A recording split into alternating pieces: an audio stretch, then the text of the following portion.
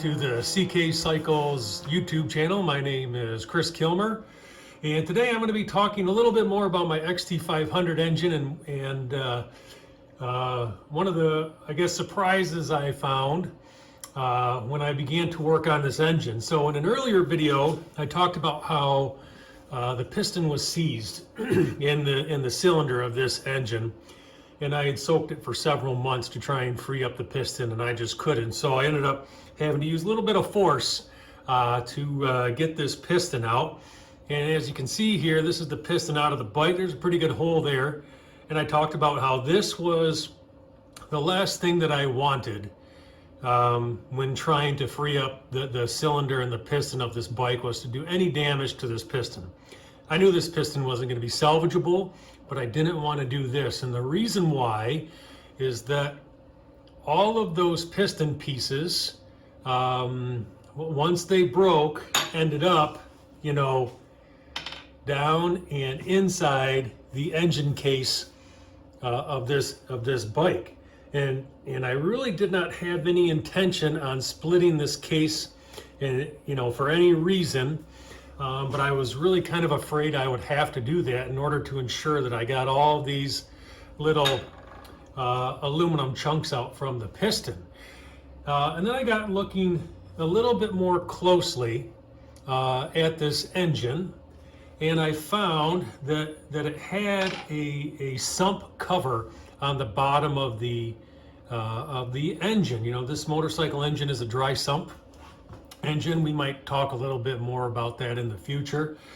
And I remembered that it had a cover, which bolts on the bottom of the engine that you can take off. And this cover contains the oil screen, which you can take out and clean. And, as you can see, there's a lot of sludge and everything in that sump cover. And taking this cover off granted me enough access to the underside of this engine, to both halves of the engine case.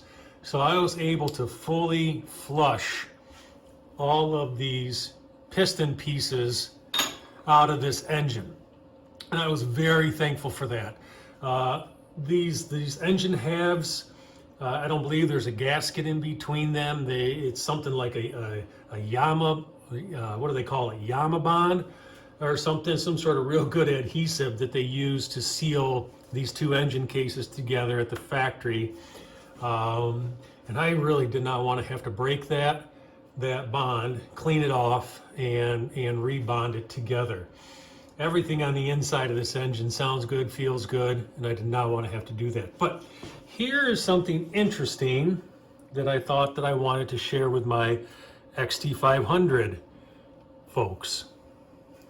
So now that is a little piece of machined steel. And when I took my sump cover off, that was sitting in my sump cover. This is the first time I've worked on an XT500 engine, so I was not real familiar, able to identify what this piece was. I thought, is that a piece of like a broken shift fork, or what is that? So I took a photograph of this and I posted it on a Facebook XT500 owners group that I belong to. And within a matter of a couple minutes, I had probably half a dozen responses telling me exactly what this piece is. And the folks on that Facebook group also pulled up parts diagrams for me and gave me part number for what it is. And then a few other members started to chime in with their experience of what this part is. And this part is some sort of a stopper plate or a back plate for the Kickstarter mechanism on this motorcycle. This is 500cc, one cylinder. It does have a decompression lever on the exhaust valve, which I think is to help with kicking this bike over to get it kind of primed and ready to start. But I have heard and I have read that if you don't give this bike a good kick when it's ready to be kicked, a good full stroke, there is a possibility that that kick lever will bounce right back, and it could probably hurt your leg pretty good, because this is a pretty substantial engine to try and kick over. And this piece is part of a plate mechanism, which I think helps with the potential of that kickback on the engine. And from what I have read from a lot of members, or the members that chimed in when I posted this, this is a common breakage point on this XT500 engine. So when I got the right side cover off of the engine, and with a little bit more help and guidance from that Facebook group, I found out I did not need to split the case in order to get to this part. It's located behind the kickstart spring and mechanism here.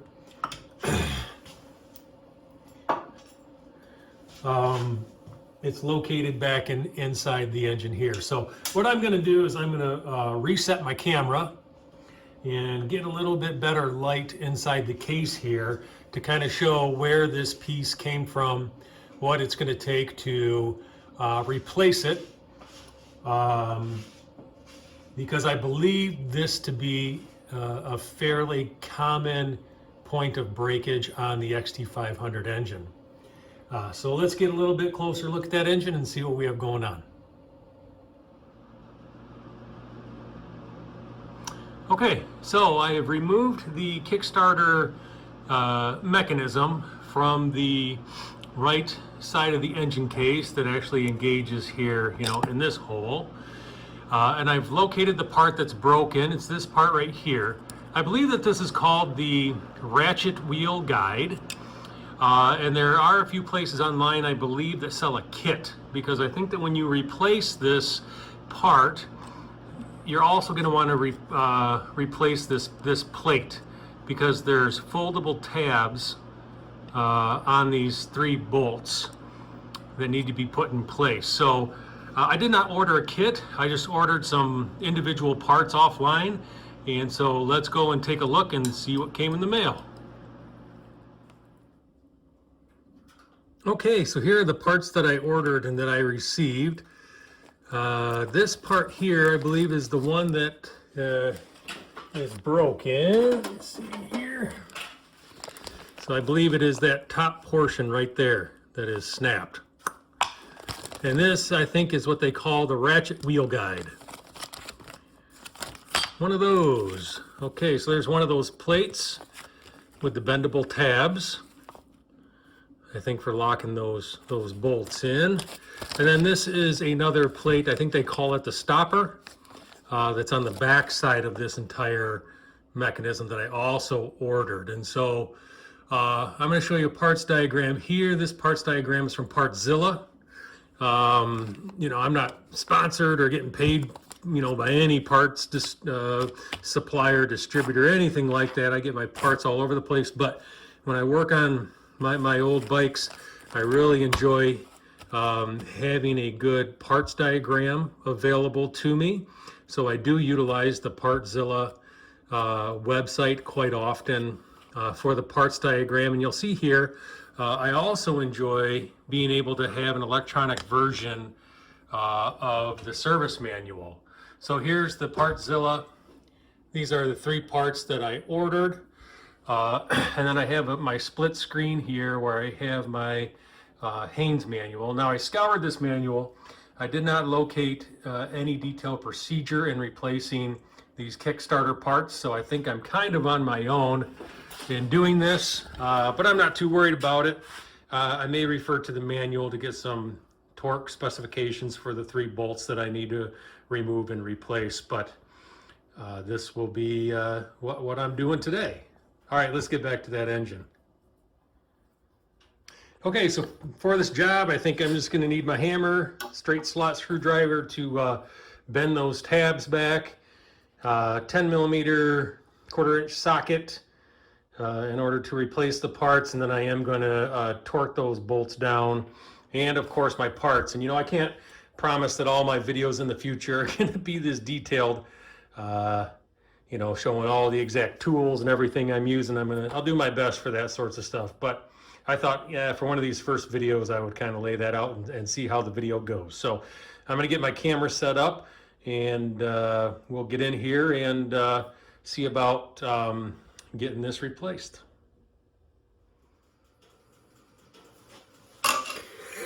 Okay, so I've already removed 2 of the 3 6mm bolts that hold this assembly together. I had to push the locking tabs down, and when I did that, I saw that the locking tabs that were in here started to crack up.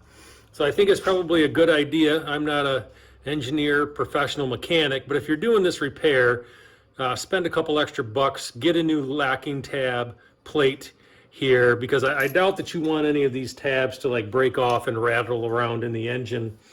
So it's probably best just to put one of these new plates in. So I'm going to finish taking this out here.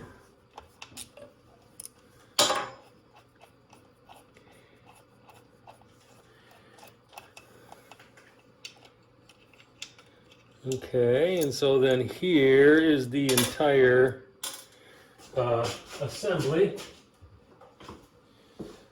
as it looks in the engine. Hopefully we'll be able to see it here. Here's the plate with the locking tabs on it, and as you can see, those tabs are kind of munched up, so it's probably good to get a new locking plate. This is the piece that was broken. Hopefully you can, I gotta do a better job here, like that, so you can see it instead of me. And this is a piece that is in the back. And oh yeah, take a look at this.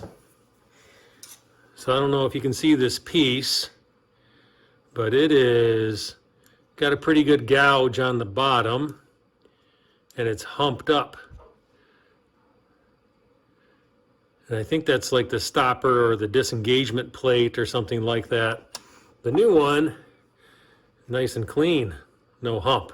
So I'm glad I'm replacing this entire assembly instead of just replacing the broken unit. So I believe that goes in first.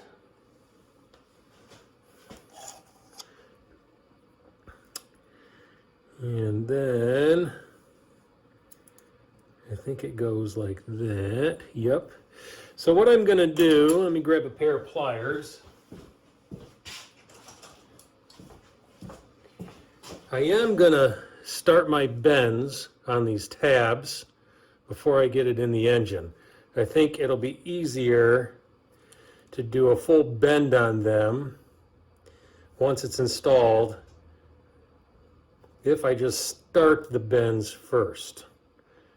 Because it's going to be kind of a funny spot to try and get a screwdriver into or get leverage on. So I don't know if you can see that. I just started the bends first. I don't know if that's the right way to do it or not. That's the way I'm going to be doing it though. So let's see if we can put this in here and see if we can do it with the top bolt.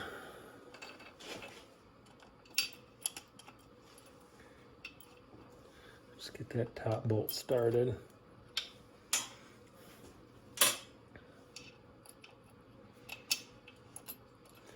And now the bottom bolt. And since this repair is not specifically discussed in the Haynes manual that I have, you know, I didn't get a specific torque specification for these bolts. Since they are 6mm bolts though, I'm going to be tightening them to about 85 inch-pounds. That's inch-pounds, not foot-pounds. 85 inch-pounds. I think that for 6mm bolts, something between 6 and 9 foot-pounds is the general specification. My wrench here is foot-pounds, or I'm sorry, inch-pounds, so I just times that by 12. Comes out pretty close to 85. So that's what we're going to do.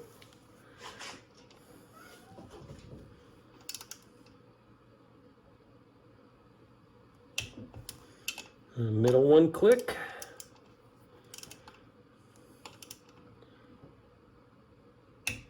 Bottom one click. Top one click. Okay. Middle click. Bottom click. Top click. So I feel like those are probably torqued sufficiently. And then let me see if I can get in close here. You see those tabs are going to be kind of difficult, I think, to get at. So I'm glad that I started the bends. I think I might be able to do pretty much most of the bend with just a screwdriver. It's pretty lightweight material there. I'm hoping. Nope. So we'll see if I can get a hook tool here. Where's my hook tool? Here it is. Okay. Let's see if I can get the bends going here. Yep. And I'll probably finish them off with a screwdriver.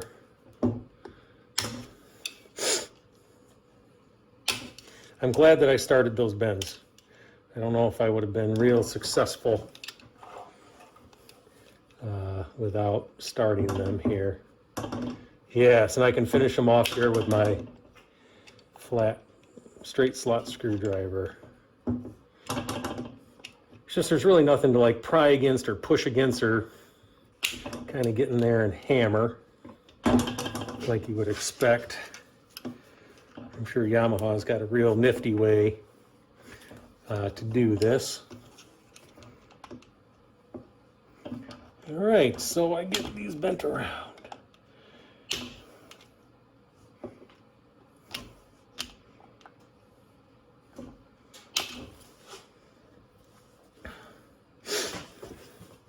That's kind of a bugger. I wish there was something I could pry against in there to really push them in tight.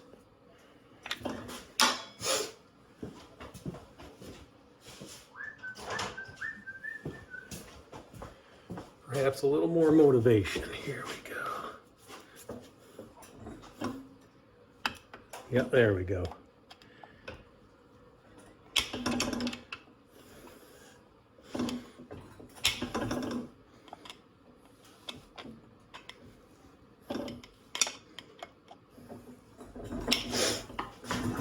My service table here does not have locking casters.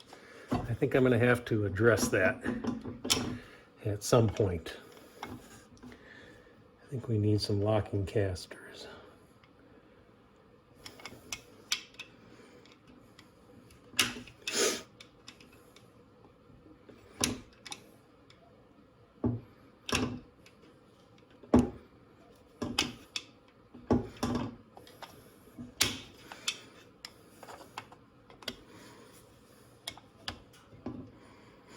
Okay.